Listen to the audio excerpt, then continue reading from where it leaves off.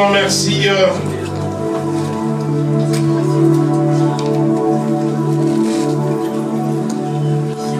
à l'église du Jubilé Sénat, à son pasteur, le pasteur Michael, qui a bien voulu nous accueillir et nous recevoir dans cette maison. Merci pour son épouse, notre diaconesse, Maman Solange. Merci pour toute l'équipe qui travaille autour de lui. Et merci pour l'église de nous accueillir. Nous vous aimons beaucoup. Et nous prions beaucoup parce que Dieu nous a clairement montré que cette église va connaître une croissance rapide, mais par le Saint-Esprit. Amen. Pas par la volonté des hommes, par le Saint-Esprit. Amen. Car le Saint-Esprit est dans cette église. Alléluia. Alléluia. Le Saint-Esprit est dans cette église. Amen. Je dis que le Saint-Esprit est là. Et je crois que le Saint-Esprit est là. Et dans les jours à venir, cette salle ne pourra pas nous contenir. Amen. Cette église est grande Amen. et puissante, grande pour une grande salle. Amen. Amen. Yes.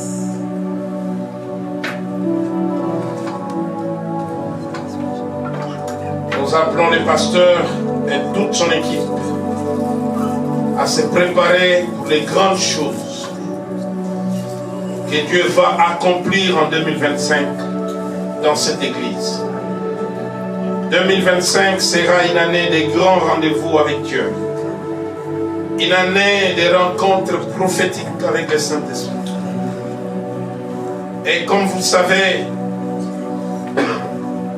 nous sommes dans une saison particulière au Jubilé où nous parlons depuis plusieurs semaines de la visitation divine. Et ce soir, je viens vous parler encore de cette visitation divine, mais des marques, ce que nous appelons des signes de cette visitation. Lorsque Jésus vient dans ce monde pour sauver l'humanité,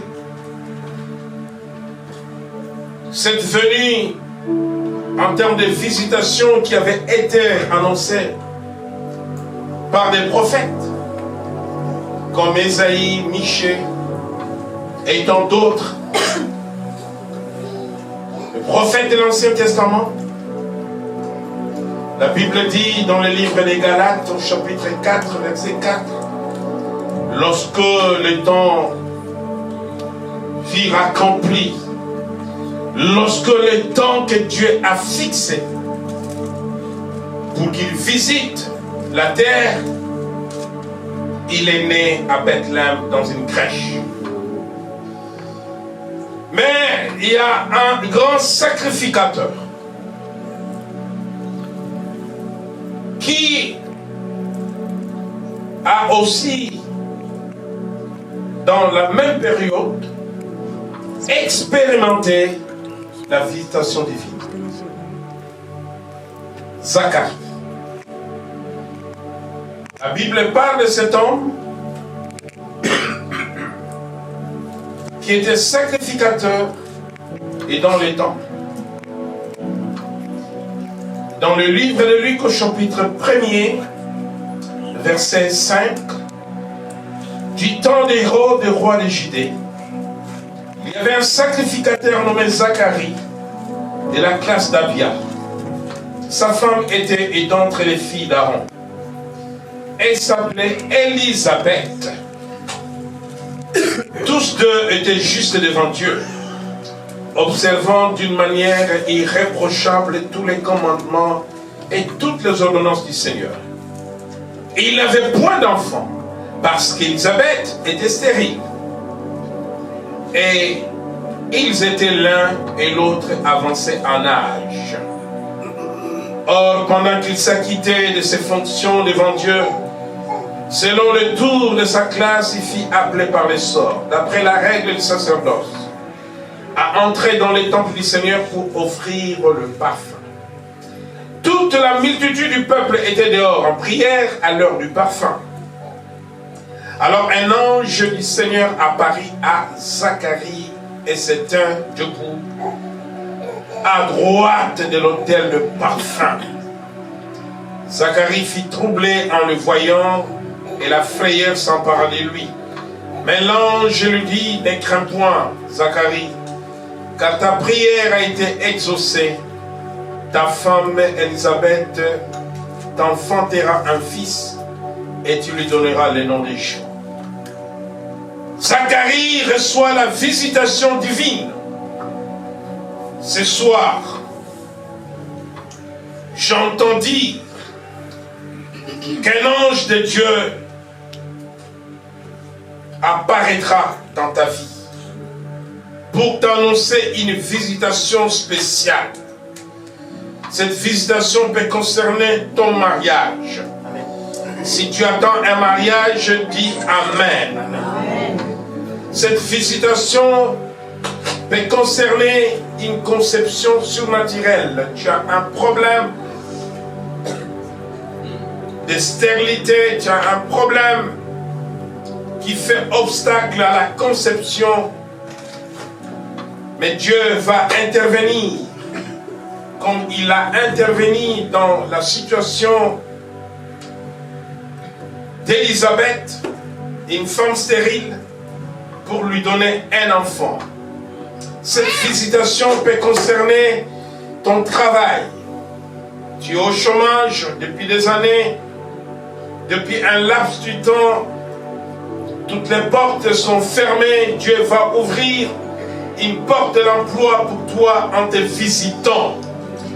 Cette visitation peut concerner une promotion professionnelle. Cette visitation peut concerner une percée financière. Car Dieu, quand il nous visite, toutes les visitations de Dieu sont accompagnées de bénédictions, sont accompagnées de signes.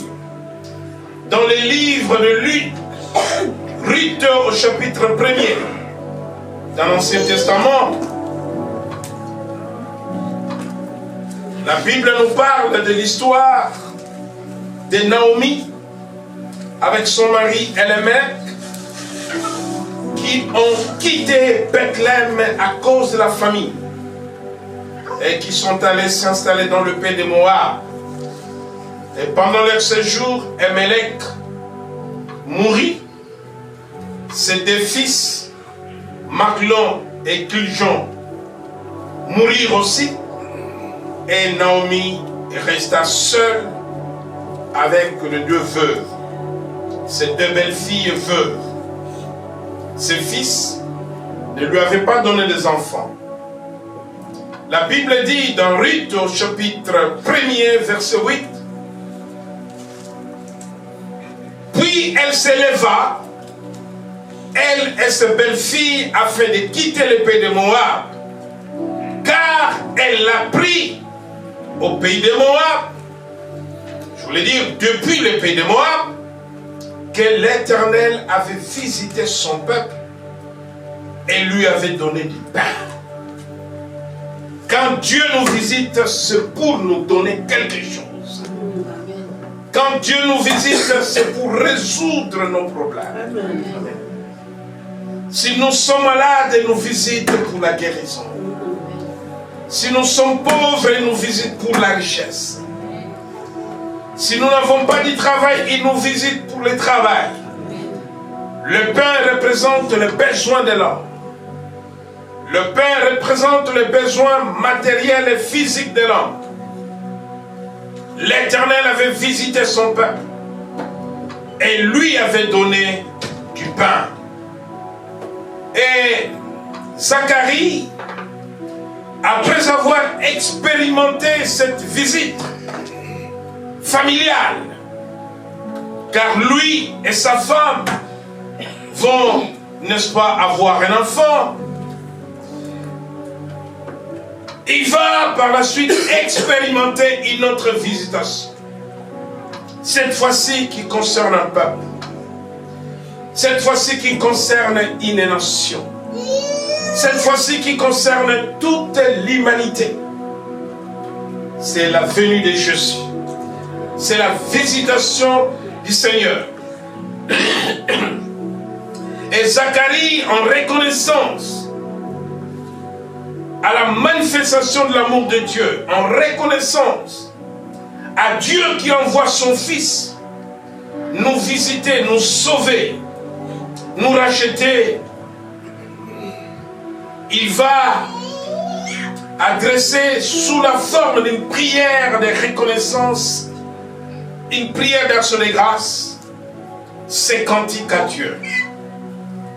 La Bible dit dans l'évangile de Luc au chapitre 1er, verset 67, Zacharie, son père, fut rempli du Saint-Esprit et il le prophétisa en ces mots. Je bénis le Seigneur que nous soyons tous remplis du Saint-Esprit en ces lieux. Et le Saint-Esprit va nous pousser à prophétiser. Chacun est capable de prophétiser pour sa vie. Chacun est capable de dire merci à Dieu pour cette visitation personnelle. Il dit béni soit le Seigneur, le Dieu d'Israël, de ce qu'il a visité et racheté son peuple.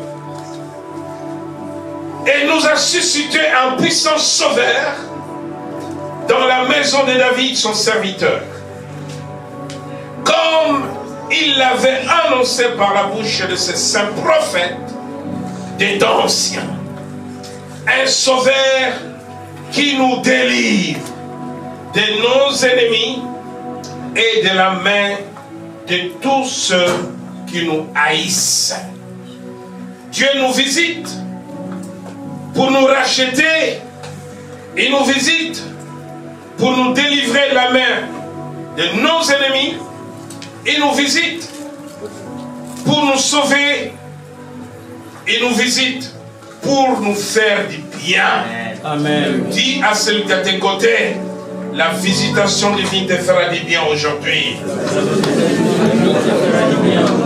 La visitation divine te fera du bien. Répète-les, dis-les très bien, avec force, avec détermination.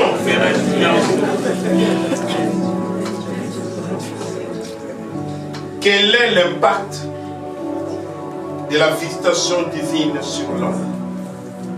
Quel est l'impact de la visitation divine sur la famille? Qu'est-ce qui se passe dans notre vie lorsque nous sommes visités par Christ? Qu'est-ce qui arrive quand Dieu visite une assemblée comme cet après-midi nous sommes visités?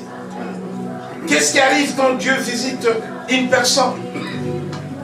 Je suis en train de dire à une femme en ces lieux que tu as reçu une grande visitation de Dieu.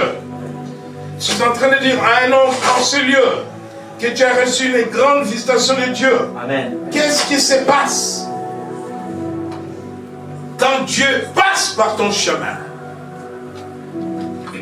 À un moment inattendu,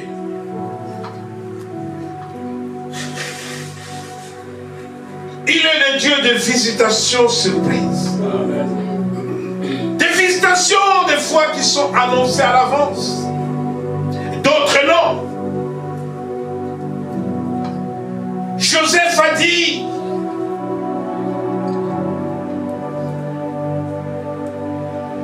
aux Hébreux en Égypte, je vais mourir, mais l'Éternel vous visitera. Et le peuple attendait ce moment-là. Le temps fixé par Dieu devrait durer 4 siècles. Il a dit 430 années à Abraham. Et après j'interviendrai. Je visiterai t'es descendu. Ça, ce sont des visitations annoncées. Ce sont des visitations prophétiques. Mais au-delà des visitations prophétiques, au-delà des visitations annoncées, il y a des visitations qui sont très atypiques, très particulières, qui sont des visitations de surprise. Des visitations de surprise, des visitations inattendues. Quelqu'un dirait, je n'ai pas reçu une parole prophétique concernant ma visitation. Que cela soit prophétisé ou pas, mais je viens te dire qu'il va te visiter. Amen. Amen. Je vous donne l'exemple d'une visitation surprise. Et ça, il n'y a que Jésus qui sait le faire. La Bible nous dit qu'à Jérusalem, il y a une piscine appelée Bethsaïda. Et là, au bord de cette piscine, s'est couché des malades. Un ange de Dieu descendait dans l'eau et agitait l'eau. Et les premiers malades qui descendaient dans l'eau étaient guéris. Il se trouvait là un paralytique, malade depuis 30 années, couché. Et personne ne pouvait l'aider. Les temps qu'il pouvait s'élever, paralytique, pour aller vers le mouvement de l'eau. Celui qui était plus apte que lui était déjà descendu dans l'eau. La guérison était sélective au point où c'est le premier qui arrivait dans l'eau quand l'ange était passé à agiter de l'eau qui recevait la guérison. Contre toute attente. Contre toute attente. Un homme passe par là. Et ce n'est pas n'importe qui. Alléluia. Cet homme-là, quand il passe sur ton chemin, cet homme-là, quand tu le croises, cet homme-là, quand tu le vois, tu crois seulement son regard. Ta situation change. Amen. Si tu es malade, la maladie disparaît. Amen. Il suffit de le voir. Il suffit de l'entendre seulement. Et dans la Bible, il y a une femme qui avait pris connaissance du mystère de cet homme. Cette femme souffrait d'une hémorragie permanente, la perte du sang. Pendant 12 ans, elle a consulté le médecin. Pendant 12 ans, elle a dépensé beaucoup d'argent pour des soins. Mais jamais. Sous la loi juive, elle était dans l'impureté. Au point où, selon cette fameuse loi, nous sommes au temps de la grâce. Il y a certaines sectes, des fausses églises qui parlent encore aujourd'hui de l'impureté de la femme. L'impureté des femmes n'existait pas. Amen. Depuis plus de 2000 ans, la loi a changé. Jésus a libéré les femmes de cette impureté. Alléluia. Et quand une femme était déclarée impure, elle ne pouvait pas, si elle était mariée, dormir sur le même lit que son mari. Elle ne pouvait pas faire à manger. Dans certaines sectes, on interdit aux femmes de faire à manger, d'approcher leur mari. Dans certaines périodes de leur vie, les mamans comprenaient de quoi je parle. Je dis que c'est faux, parce que la femme est soumise à la loi de la grâce. Alléluia. Dieu a déclaré toute personne pure, et personne ne peut être déclaré impur. Cette femme était impure, mais elle avait compris le mystère de cet homme. Mais elle s'est dit, même s'il ne m'impose pas les mains, même si je ne lui parle pas, même si il ne me voit pas, mais si je passe derrière, par derrière, je touche seulement le banc de son vêtement, je serai guéri. Et à Bethsaïda, l'homme est couché. Et cet homme reçoit une visitation surprise. Un homme lui apparaît, veux-tu être guéri? Je n'ai personne. Veux-tu être guéri? Je n'ai personne. Ça, c'est la visitation divine qui vient te surprendre. Il peut te surprendre à la maison. Il peut te surprendre à l'église. Il peut te surprendre à ton travail. À n'importe quel moment. Mais quel est l'impact de la visitation sur nous? Dans le psaume 65, David dit: tu visites la terre et tu lui donnes l'abondance. Tu visites la terre et tu lui donnes l'abondance.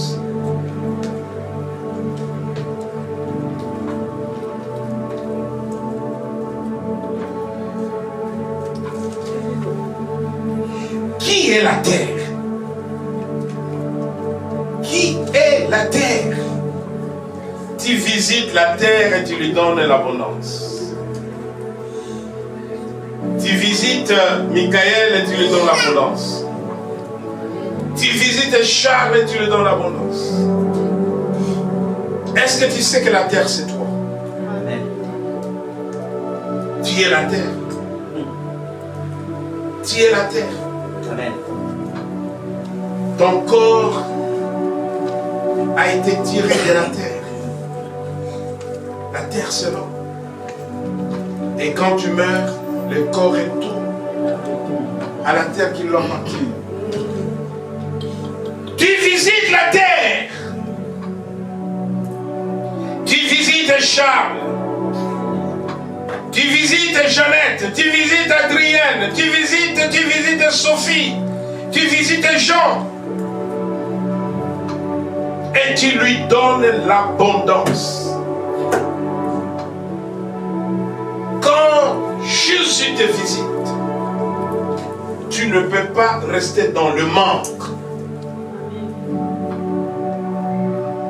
Quand Jésus te visite, la Bible dit que le voleur, Jean 10, ne vient que pour ôter, détruire. Mais le Fils de Dieu est venu pour donner la vie. Et la vie en abondance. Fini le manque. Fini les petits moyens. Fini les petits calculs. Quand il te visite pour te donner l'abondance. Parce qu'il est le Dieu de l'abondance. Et non seulement qu'il te donne l'abondance, il te fera passer de l'abondance à la surabondance. Tu vas déborder de ce que tu vas recevoir. Dans les livres de 2 Corinthiens,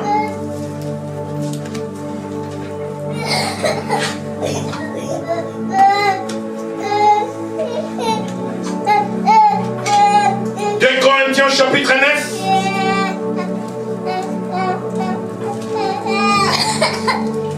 La Bible dit, verset 8,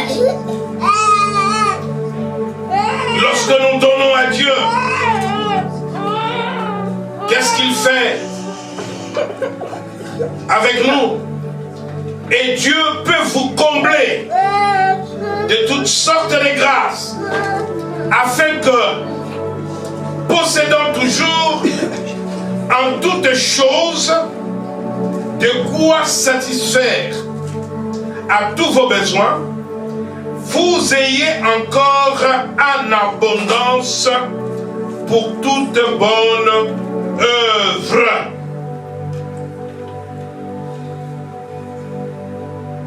Selon qu'il est écrit, il a fait des largesses, il a donné aux indigents, sa justice subsiste à jamais.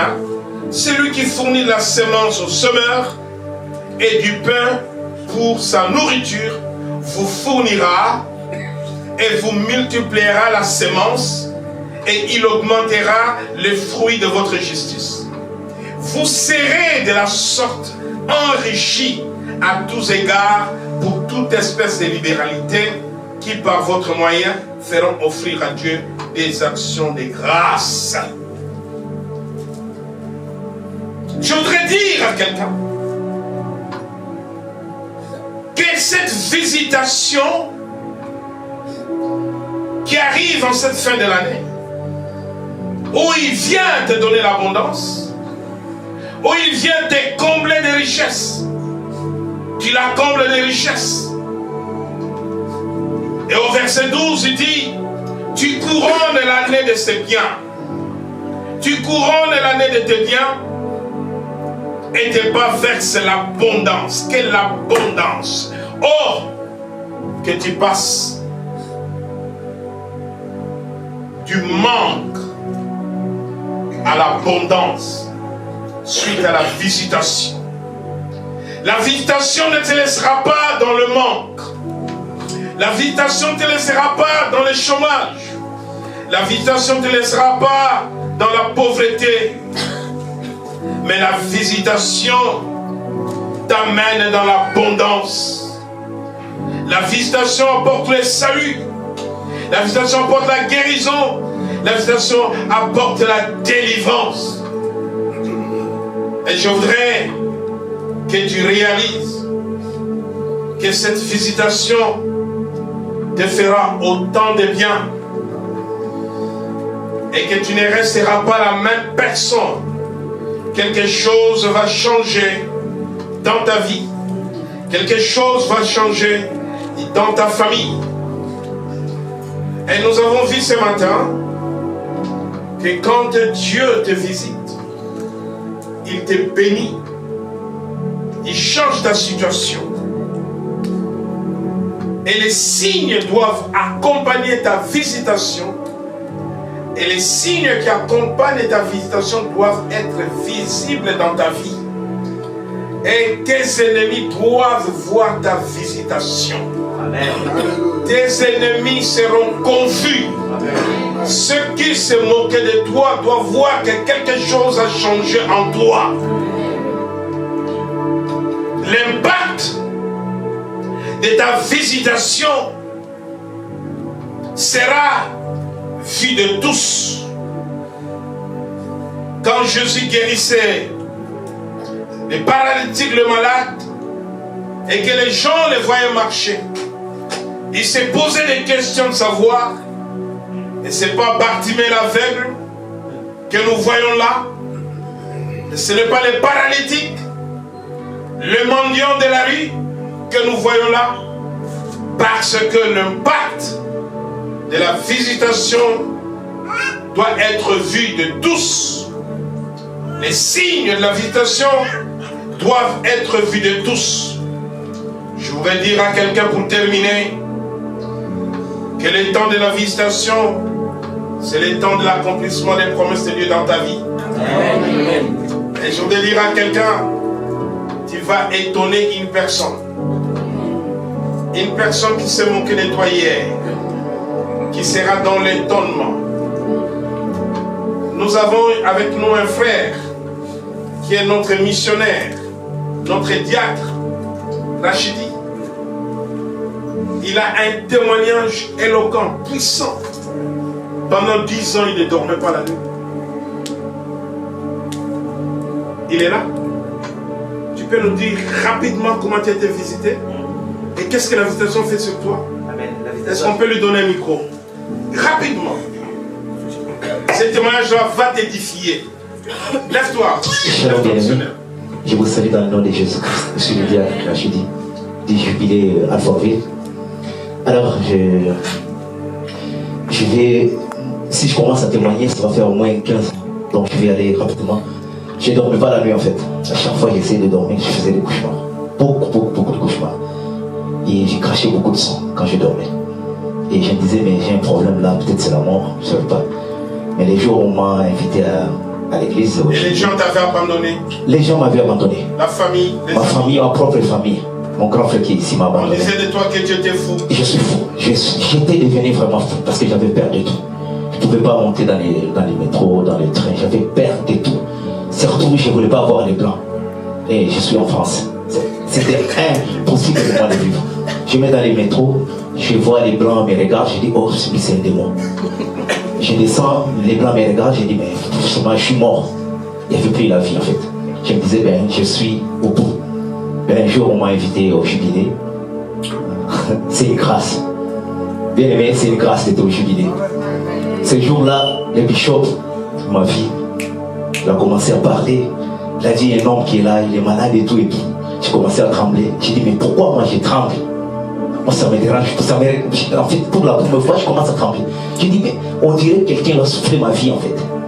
Et je me suis retrouvé par terre. Il est venu, il m'a pris. En fait, j'ai commencé à trembler. Je me suis caché derrière les chaises pour qu'il ne me voie pas. Il a commencé à parler. De fait, il parlait, moi j'ai tremblé. J'ai dit, mais je bloque les portes. C'est quoi les chaises? Les gens qui étaient devant moi, ils m'ont trahi, il s'est mis debout. Les choses m'a vu, il est venu, il m'a pris. Je me suis retrouvé par terre. Et depuis ce jour-là, c'est les jours où j'ai dormi pour la première fois ici en France. Visitation divine. C'était une visitation divine. Bien aimé, je suis en train de témoigner devant vous. C'est par la grâce de Dieu. Et nous avons un Père, nous avons un Dieu. Nous avons un Père que Dieu connaît. Dieu connaît le bishop, bien aimé. C'est pas pour rien que je suis là.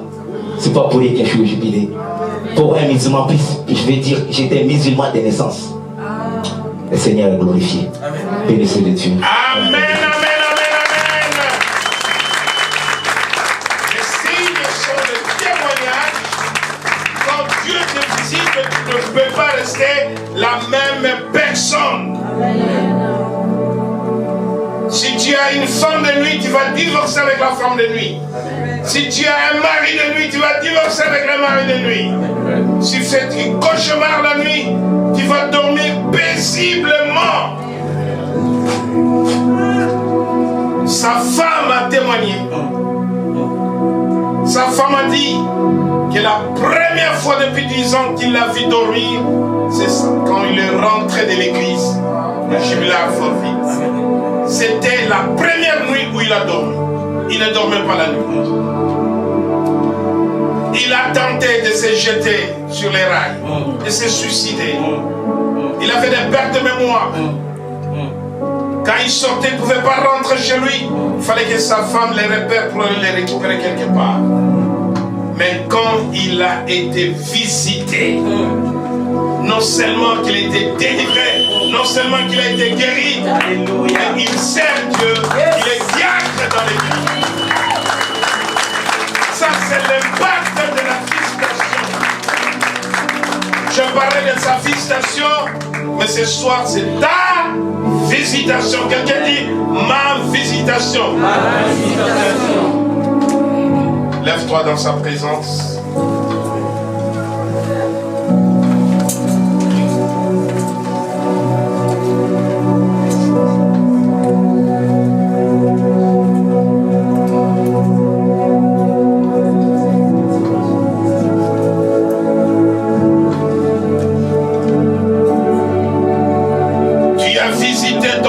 Ce jour, opère dans chaque vie les signes de la visitation qui les accompagnent. Opère dans chaque vie le marque de la visitation qui les accompagne. Que tous ceux qui sont liés maintenant voient les liens brisés dans le nom de Jésus. Que ceux qui sont enchaînés voient les chaînes tomber dans le nom de Jésus. Que ceux qui sont malades reçoivent la guérison dans le nom de Jésus. Que la grâce et la faveur de la visitation divine soit votre partage ce jour. Amen. Dans le nom de Jésus. À la gloire du Père. Amen. Amen.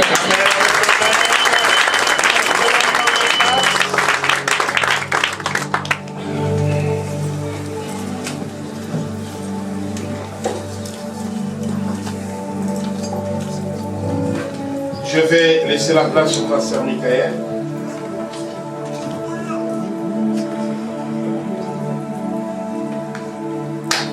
Est-ce que nous pouvons acclamer pour ce message? Acclame, tous un cri de joie. Acclame pour le Dieu qui t'a visité cet après-midi. Si tu as visité, tu peux te lever là où tu es assis ou assise. Lève-toi, manifeste ta joie si tu as visité. Amen. Prenons place. Nous voulons écouter un autre témoignage d'une sœur qui s'est baptisée hier, qui voudrait témoigner ce que Dieu a fait dans sa vie. Je vais inviter la sœur Aurélie sous vos acclamations. Encouragez la sœur Aurélie.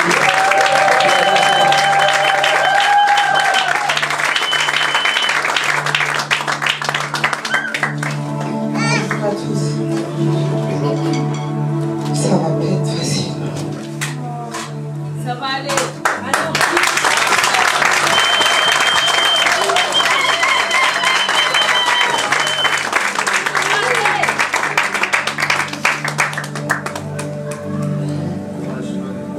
ça va aller. Étant petite, j'étais une fille très têtue. J'écoutais pas mes parents. J'obéissais pas à mon père, ni à ma mère. Je les faisais vraiment souffrir. Surtout mon père. J'aimais pas aller à l'école. Mon père, à chaque fois à l'école, il m'appelait pour me dire que j'avais séché l'école. Pourtant, j'avais vraiment tout. Je manquais de rien. Mais j'écoutais pas mes parents. Je faisais souffrir ma mère. Ma mère, elle ne disait pas de sortir, je sortais en cachette. Je fuguais, je partais, j'allais chez des copines. Et un jour, ma grande sœur m'a dit, Aurélie, pourquoi tu fais ça? Pourquoi tu fais ça, papa et maman? Ils ont toujours été là pour nous. Ils nous ont tout donné. Pourquoi tu fais ça? Je ne savais pas quoi lui répondre. À 24 ans, j'ai eu un enfant. J'ai eu mon fils Elijah qui a 8 ans et demi aujourd'hui. Avec une personne qui m'a abandonnée. Vraiment, il m'a abandonnée, il m'a laissée. Et c'était mes parents qui étaient là pour moi. C'était mes parents qui étaient là pour moi. C'était ma mère, elle était malade. Ma mère, elle fait des allers-retours à l'hôpital pour ceux qui la connaissent. Ma mère, elle est malade. Elle faisait des allers-retours à l'hôpital, mais elle était toujours là pour mon fils. Toujours. Toujours. Ma mère aussi, elle est diaconesse à la base dans une église à l'Arche de Paix. Elle prie chez papa et maman Moquet. Ça fait plus de 40 ans bientôt. Mon père, il est diacre dans la même église. Du coup, j'ai eu mon fils, j'étais toute seule. J'avais que mes sœurs pour moi. J'avais Grâce, Chloé, Bénédicte, Ruth, mes sœurs. Le jour de l'accouchement, j'étais que avec ma mère. Ma mère, elle n'avait pas mangé de la journée, elle était malade. C'était la seule qui était là. Et je me suis dit, plus jamais de ma vie, je vais la faire souffrir. Plus jamais. Plus jamais de ma vie. C'était terminé. J'avais dit cette vie-là, de sortir pour rien, d'être toujours avec des copines, c'est fini. Parce que c'était que ma mère et mes soeurs qui étaient là pour ma grossesse et l'accouchement. Un an après, j'ai connu mon fiancé, qui s'appelle Sedan, il est là. Il a pris mon fils vraiment, je sais même pas quoi dire.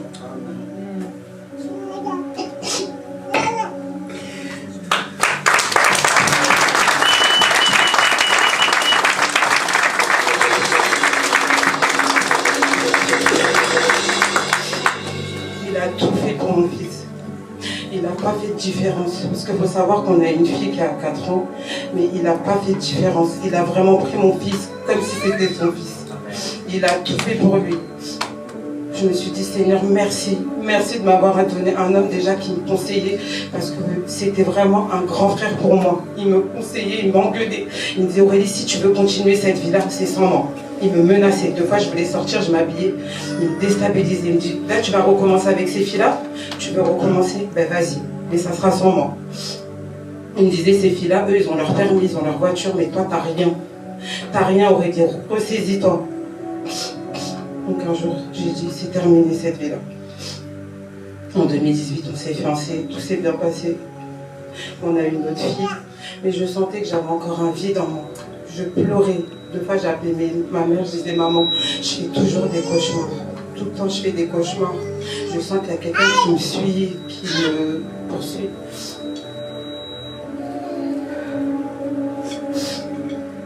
Elle m'a dit, Aurélie, va à l'église. Mais j'avais honte. J'avais honte de moi parce que je me disais, on va me critiquer, on va me regarder. J'en avais marre des églises où ils critiquent, qui vous regardent. Et ce d'un jour, il m'a parlé de Mika, pasteur Michael, qui est un ami pour lui aussi. Il a dit, Aurélie, viens, on va à l'église. J'ai dit, ok. On a commencé à venir cette année, début de l'année. On a commencé à venir 2-3 fois à Maison Alfort. Et après, dès que l'extension a ouvert, on est venu ici, on est devenus des fidèles. On est là tout le temps. Mika, je lui ai un peu raconté mon parcours, ma vie, tout ce que je faisais avant. Je lui ai rien caché, je lui ai vraiment tout dit. Cet été, je voulais me baptiser, mais je sais pas. C'est bizarre. Il y a eu un blocage. J'ai dit non, je me baptiserai un jour. Et cet hiver, le pasteur Michael, il a dit qui veut se baptiser. Je me suis levée la première. Je suis partie le voir. Je lui ai dit c'est bon, je suis prête. Il m'a regardé, il a dit gloire à Dieu. Parce qu'il savait d'où j'étais venue.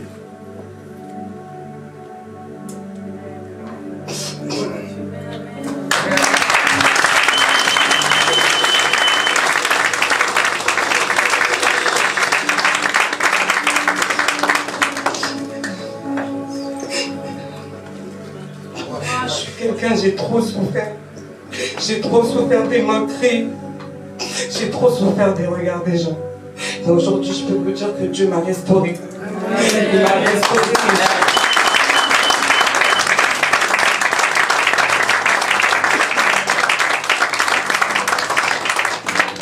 Je sais que je suis quelqu'un de pas facile. Ma famille, elle est là. Il y a ma nièce, il y a ma belle-sœur, il y a mes frères, il y a mes sœurs, ma mère qui est là. Aujourd'hui, je peux vous dire que je vous aime. Et plus j'aimerais, je vous ferai souffrir.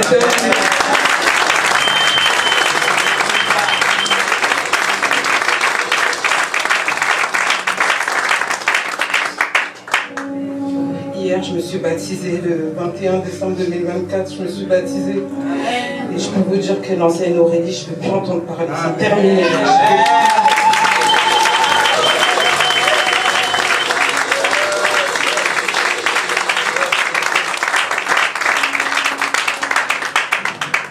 Hier, il y a 2 personnes qui ont commenté quand ils ont vu que je me suis baptisée. Ils ont mis des bonhommes qui rigolaient. Ils ont dit oh, Aurélie, dans 2 jours, on va te voir encore dans des soirées, dans des boîtes. Je ne vais plus en boîte, ça fait déjà plus de 10 ans. C'est fini cette vie-là. Et je ne veux plus entendre parler. Donc tous les gens qui me parleront de mon passé, le passé, il est derrière moi. C'est fini tout ça. Aujourd'hui, je suis Aurélie, la maman d'Elijah et Kaïsia, et je suis une servante de Dieu. Amen.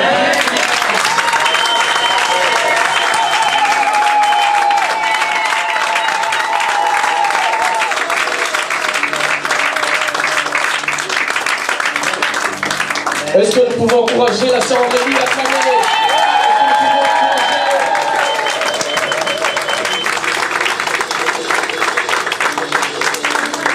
Vous pouvez encourager plus fort que cela, c'est un instant.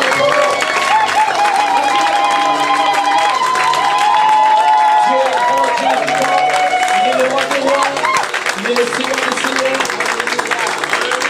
Et la vie qui va se lever. Une nouvelle servante de Dieu que nous avons sur la grâce. Acclame encore pour la sœur Aurélie. Gloire au Seigneur. Je vais désormais demander à nos deux baptisés de venir devant. Nous allons prendre le repas du Seigneur et le bishop va faire le service. Sœur Jennifer, Sœur Aurélie, si vous pouvez venir devant. Nous pouvons acclamer pour le frère.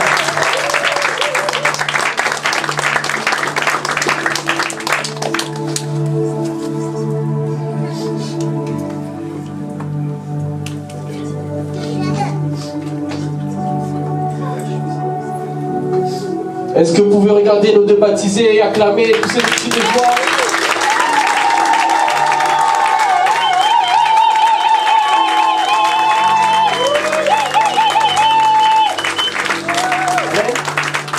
C'est une extension qui a moins d'1 an, mais nous avons déjà 2 baptisés. C'est vraiment une victoire. Vraiment, Dieu est grand, Dieu existe. Il est celui qui est capable de faire des choses que personne ne peut faire. Il peut ouvrir des portes que personne ne peut ouvrir. C'est ce Dieu-là qui a fait qu'aujourd'hui nous avons 2 baptisés. Nous avons commencé le 31 mars 2024 et nous avons 2 baptisés. Est-ce que nous pouvons encore acclamer?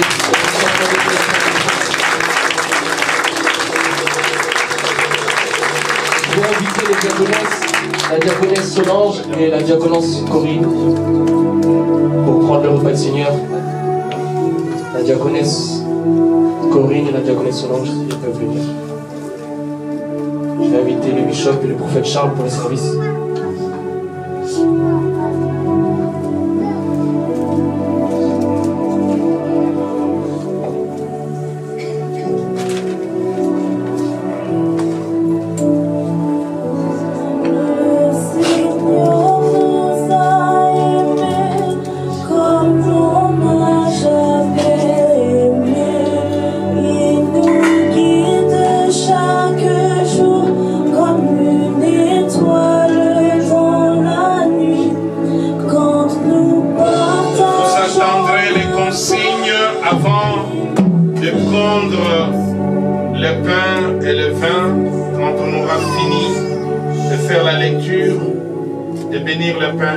C'est alors que je vous demanderai de prendre.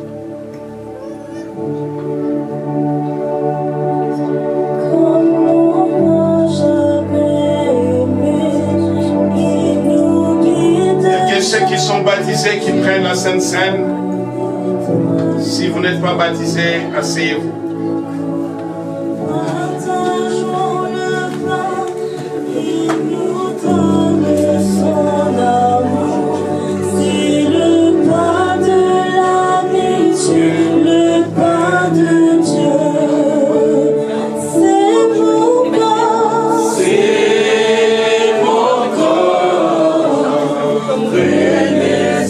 Manger mon sang, c'est mon sang.